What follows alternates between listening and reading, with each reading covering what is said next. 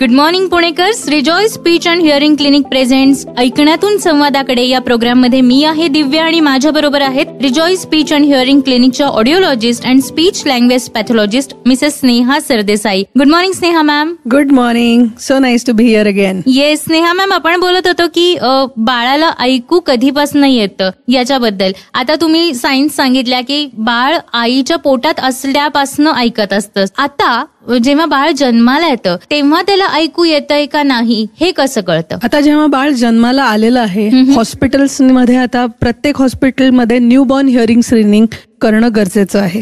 Newborn hearing screening मध्ये आपल्याला day 1 किंवा डे 2 ला आपण ही चाचणी करू शकतो.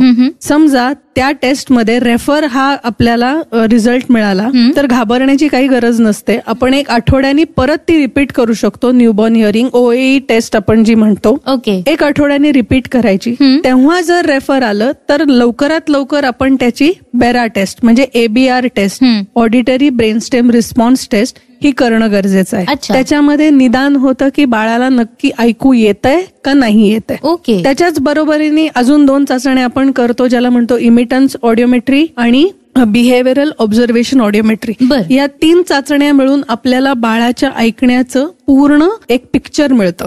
ते मिळाल्यावर मग आपण पुढची असेसमेंट करू शकतो की बाळाला हिअरिंग एड किंवा काही साधनाची गरज आहे का. लवकरात लवकर हे करणं खूप गरजेचं आहे. एक्झॅक्टली, या मुद्द्याकडे आपण येणार आहोत. पण त्याआधी पुणेकरांना ऐकणं आणि बोलणं ही मानवाची सर्वात मोठी ताकद. पण समजा याच्यामध्ये काही अडचणी आल्या तर आपण आपल्या जीवनातला आनंद गमावून बसतो. म्हणून ऐकण्याच्या बोलण्याच्या विकारांवरील मार्गदर्शनासाठी तज्ञांचा सल्ला योग्य वेळेत घेणं अतिशय इम्पॉर्टंट आहे. त्यासाठी तुम्ही सुद्धा संपर्क करू शकता audiologist and speech language pathologist Mrs Sneha Sardesai यांना. Rejoy speech and hearing clinic, Senapati Bapat road इथे. कॉन्टॅक्ट नंबर 8605389829 म्हणजेच 860-53-898-29 860-53-898-29. स्नेहा मॅम, जसं तुम्ही म्हणालात की आपल्याला एक पिक्चर क्लिअर होतं की बाळाला ऐकू येतंय का नाही येत. समजा बाळाला ऐकू येत नसेल तर जे हिअरिंग एड्स लावायला लागतात ते इतक्या लहान बाळाला हिअरिंग एड्स कसे काय युज केले जातात आणि त्याचा कसा काय इम्पॅक्ट किंवा परिणाम आपल्याला दिसून येतो? इतक्या लहान बाळाला आपण हिअरिंग एड्स लावणं खूप गरजेचं आहे. कारण ऐकण्यामुळेच बाळं बोलायला शिकतात.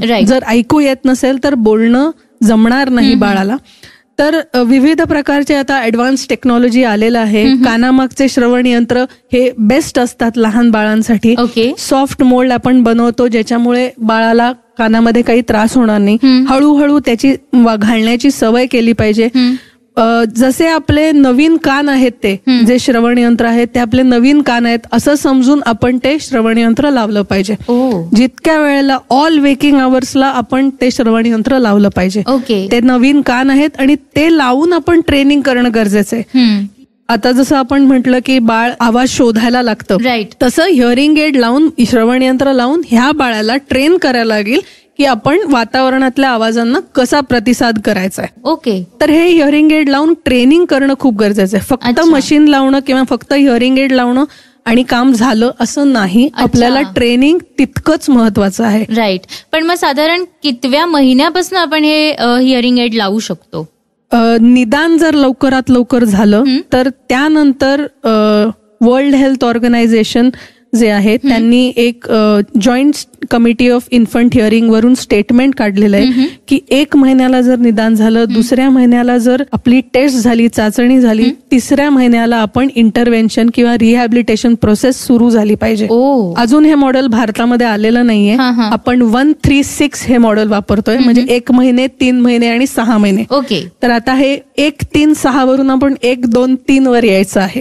हे आपलं टार्गेट आहे आता. म्हणूनच खरं तर पुणेकरांनो ऐकण्याच्या आणि बोलण्याच्या विकारांवरील मार्गदर्शनासाठी तज्ञांचा सल्ला योग्य वेळेत घेणं अतिशय इम्पॉर्टंट आहे. त्यासाठी तुम्ही सुद्धा कॉन्टॅक्ट करू शकता audiologist and speech language pathologist Mrs Sneha Sardesai यांना. Rejoy speech and hearing clinic, Senapati Bapat road इथे. कॉन्टॅक्ट 8605389829 8605389829 म्हणजेच 860-53